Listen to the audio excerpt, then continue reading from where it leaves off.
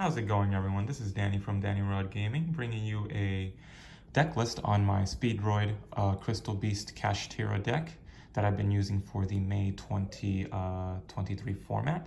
Now, this is a deck I've been using for quite a while now. I used it back in the tier format using Necro Valley and a non-graveyard focused version of this deck. But I have since cut it down to be a lot faster to try and play under this format.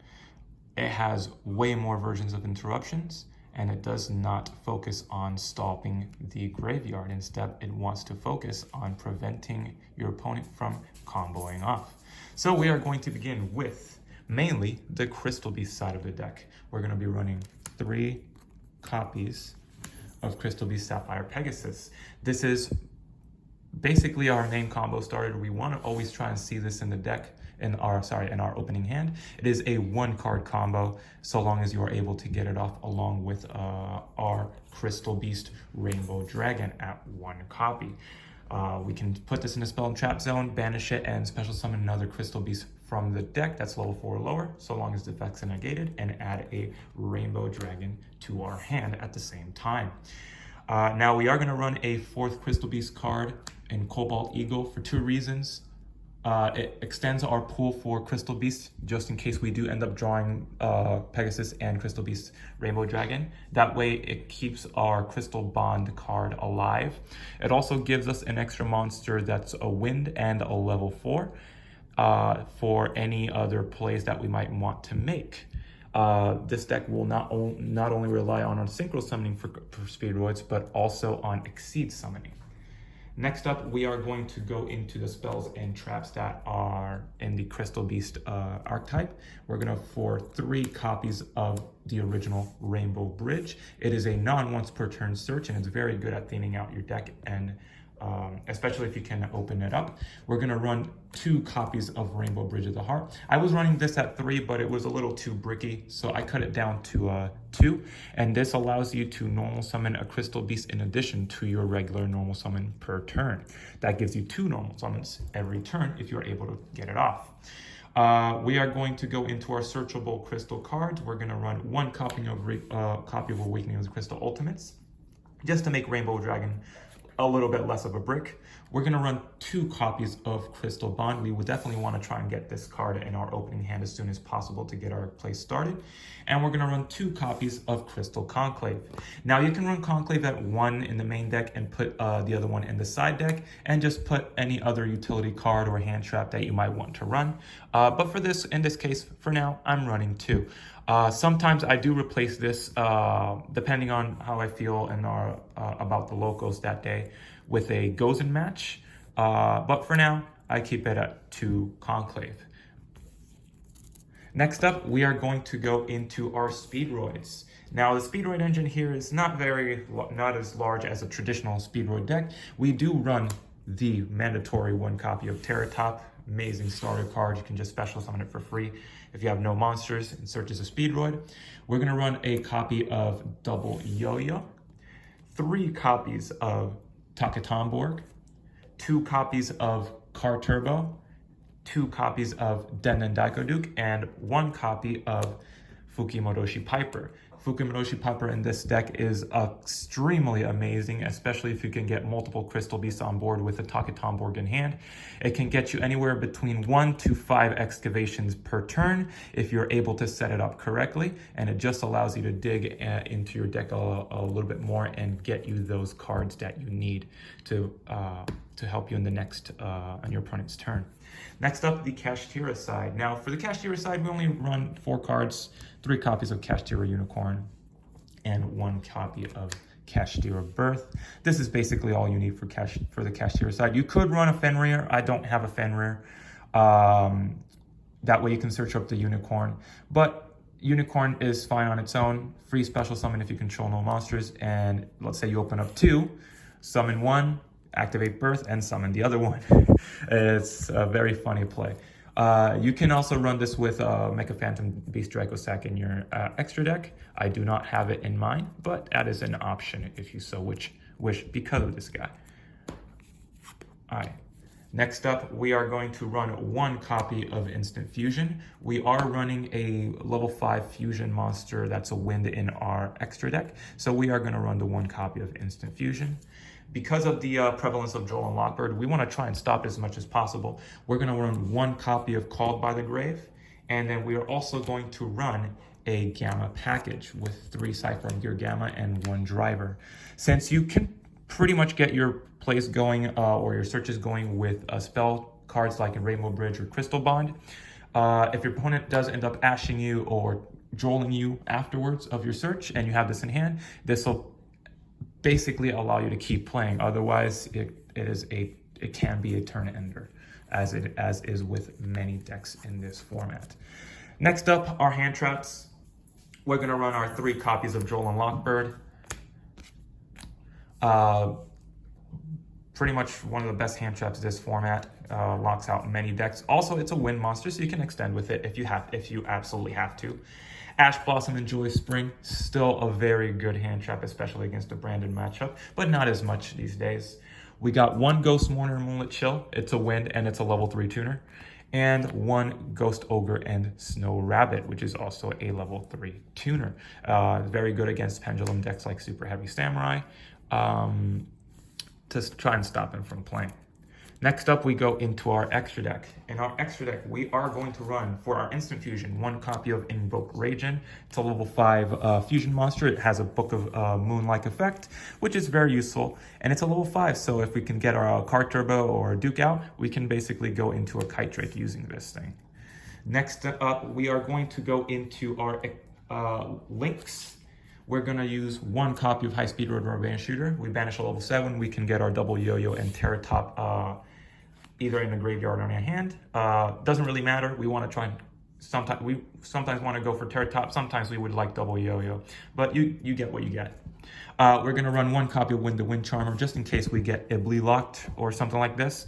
We can just summon another wind monster and get Wind on the board. Also, because of the prevalence of Joel and Lockbird, we can get it on the field, steal opponent's Joel and Lockbird if we absolutely have to, and then link off into Shooter, or we can just steal an opponent's Baron de Fleur if she is in their graveyard. Next up, we do have Exceeds because Crystal Beast is a very good Exceeds engine.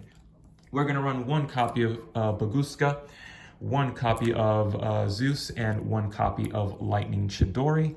Lightning Chidori is able to basically on its own clear of a board if it's weak enough that it doesn't stop it. It can return a set card and also return a face-up card to the deck, attack with it, and go into Zeus. So long as you're not locked by a Takatomborg. So usually you'll summon these 2 guys off of the Pegasus, and then if you have to, just go into Zeus.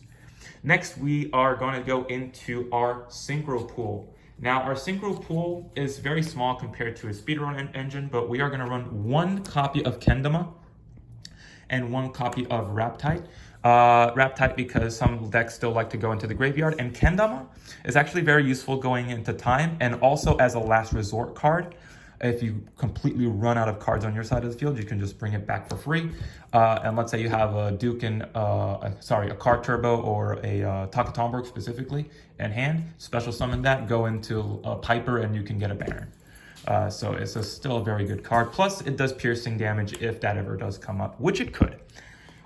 We go into our Synchro 7 pool. We got Pegasus, which we mainly banish off of Rubber Band Shooter, but is very useful in the field or graveyard as it can spin a card. We got our 2 Clearwings, the original Clearwing Synchro Dragon and Clearwing Fast Dragon. Then we go into level 8s. We have 2 level 8s here. We run 1 copy of High-Speedroid Kite Drake. This card's absolutely amazing. It's basically a second copy of Zeus. And we also run a Cyber / Harpy Lady. The reason for this is because the theme of the deck is, as you might know, Rainbow Bridge of the Heart and Crystal Conclave send cards back to your opponent's hand. So whenever you activate the effects of either of those 2 cards and you're able to chain Cyber / Harpy, you get to bounce 2 cards from your opponent's side of the field. So this keeps up with the theme of the deck. We're going to run the 1 copy of Baron de Fleur, and we also run High-Speedroid Clearwing Rider. This card is come up so many times, it's absolutely amazing. Basically, if you summon Kite Drake and you use its effect to blow up the field, and it gets baited out, and they negate it, and you still have a Car Turbo, a Takatomborg in hand. You summon it, get a tuner on board, synchro summon for 3, get this on board, and still blow up the board anyway. Plus, it's a Pot of Avarice, so you can use it to reset basically any of your extra deck monsters or your main deck monsters if you have to, if you really want to try and go for for the long game. Also very good on your opponent's turn, you contribute it, and if these two guys specifically are in your extra deck, you just slap them both on the field. And you pretty much have the ability to negate 3 things, which is absolutely insane. It has come up so many times. I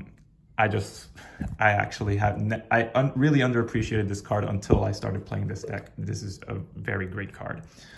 That is it for the main deck and extra deck. Now let's go into our side deck. Now the side deck is still a work in progress for this format, but it is the side deck I had been using to make this deck pretty successful. It has given me many tops before, gave me a second place a couple weeks ago at around a 32-person tournament, and it's given me many tops in my my Sunday locals, which doesn't have as many people, but it is still very good. It does have a decent matchup against Kashtira, Plunder Patrol, Branded. It does very good against basically against every deck. Our side deck, 1 copy of Harpy's Feather Duster, because you always need that back or negate. Dark Ruler No More. I run 2 right now. Dark Ruler No More, very good in this format because we get the super heavy samurai boards that really just are completely difficult to break. Plus 2 kaijus, 1 Gameciel, 1 Gadarla. Because we do have a couple Wing Beasts in our deck, especially Cyber/Harpy, we run 2 copies of Harpy's Featherstorm. If we have Cyber/Harpy on board, just activate this from the hand and just lock out your opponent. And it's really good against Super Heavy Samurai because all their cards are monsters. Plus, you can use this with Eagle and on field as well, which is why I run the Crystal Beast Cobalt Eagle. We have the extra copy of Ghost Ogre in here. We have the copy of Crystal Miracle, which is a searchable Omni-Negate in Crystal Beast. We got 2 copies of Prohibition.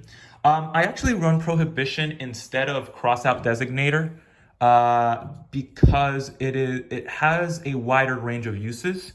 If you know your opponent's going to run Droll, or let's say a Nibiru or a specific Kaiju, just say a Prohibition, I'm going to declare under Droll and Lockbird at the start of my turn. They can no longer Droll you. Or if you play against a Branded player, activate Prohibition. If you have 2, activate both and just declare Fallen of Albaz and Blazing Cartesia. They really won't be able to play at all.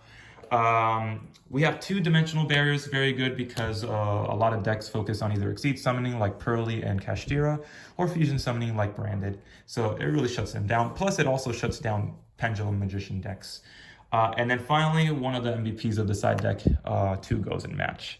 Again, like I said earlier, sometimes I swap 1 Conclave for a Gozen Match, and it does come up, especially against the cash matchup. Very good against Plunder Patrols. Not as good against Branded, but if you catch them sleeping, you can activate a Gozen Match on them, and they won't be able to play.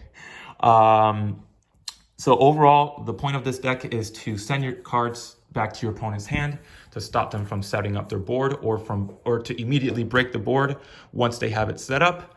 And also try to have as much stalling potential and recursion as possible.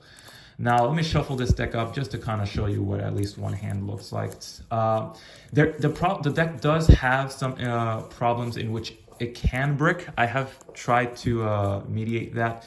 The main bricks are obviously the Rainbow Dragon and the Cypher and Gear Driver, as well as the amount of continuous spells and traps that we run. We never want to see those, but it just comes with the deck. It happens. It's just something that we got to deal with. But if the deck opens up well, it opens up really, really well. So let's just do a quick shuffle here and show you a starting hand. Almost done here. And let's see what we get. Now, again, like I said, I'm still working on this deck for this specific format. Last format, it was really, really good. But now with Cyberstorm Access out, I do have to rethink a lot of the cards in this deck. But the main premise of the deck is still the same. So let's see what we get. Ooh, a Terratop. Joel and Lockbird. Rainbow Bridge. Let's see if we can get a Crystal Beast out. Takatomborg. And we do get a Crystal Beast out. This hand is online. Now, this hand will lose to a Droll and Lockbird, so just be careful with that. But we can still start with a Rainbow Bridge of the Heart and use its effect, popping an Eagle, and get a Crystal Bond into our hand here. Just to get this some of our plays going. And we're going to go ahead and activate that Crystal Bond and place a Crystal Beast Rainbow Dragon and add a Sapphire Pegasus to our hand. And we'll place that on board. Let's just assume we don't get Droll here. We can go ahead and not use this yet. We can actually just go ahead and special summon our Terratop and activate its effect. And what we're going to do is we're going to search for a double yo-yo. Now, the reason we're going to search for a double yo-yo is so that we actually have that possible recursion on our next turn.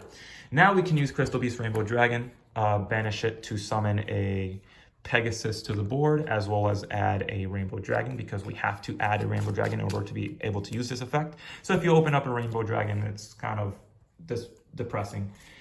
But we can still we can go ahead and extra normal summon into our Sapphire Pegasus and activate its effect, placing our last Pegasus into our board. So now we are clear of Crystal Beast from our deck.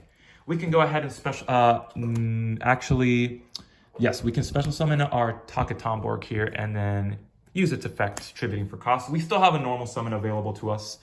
We're going to go into our Fukimadoshi Piper here, and we can go ahead and excavate the top 3 cards of our deck and add anything we want to our hand. Now, the deck itself doesn't set up any incredibly powerful boards.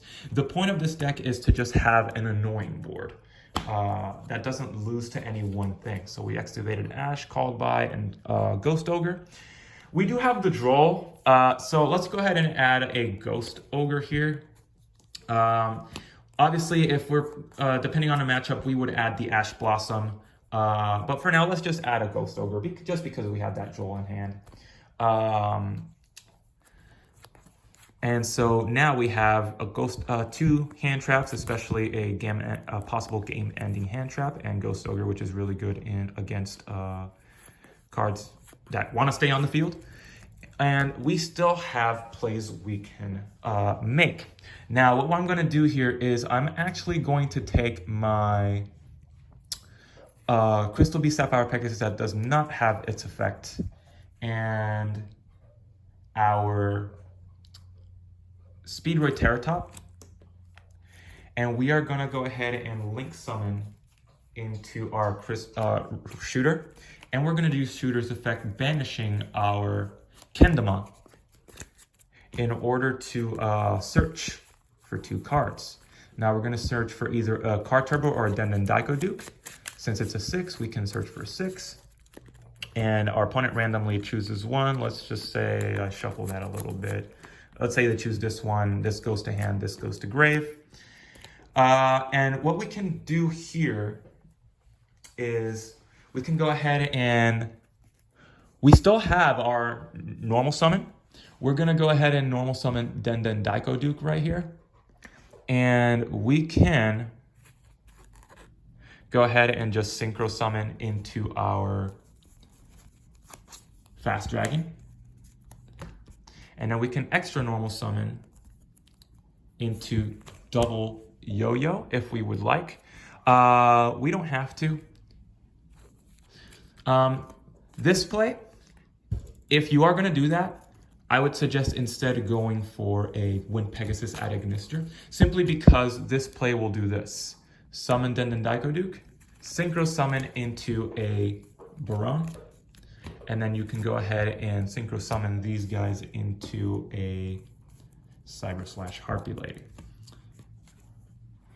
Then we can just leave it at that with a Droll and a Ghost Ogre. So we got a negate, we got a bounce. Unfortunately, we don't have a Crystal Beast on board, but that is totally fine. We still have disruption on our graveyard in Wind Pegasus and the ability to have recursion with Denden Daiko Duke in our graveyard. So not the best board, obviously, but it can still be pretty strong, especially with these two hand traps in our hand, depending on what our opponent is playing. Let's see what our next draw would be. So if we would cut the deck, and we would draw a Ash Blossom. Nice. All right, but this is just an example of what this deck is capable of doing and how it can be played. I hope you enjoyed this video, and I hope you enjoy this deck if you so wish to play it. And I'll see you guys on the next one. Peace.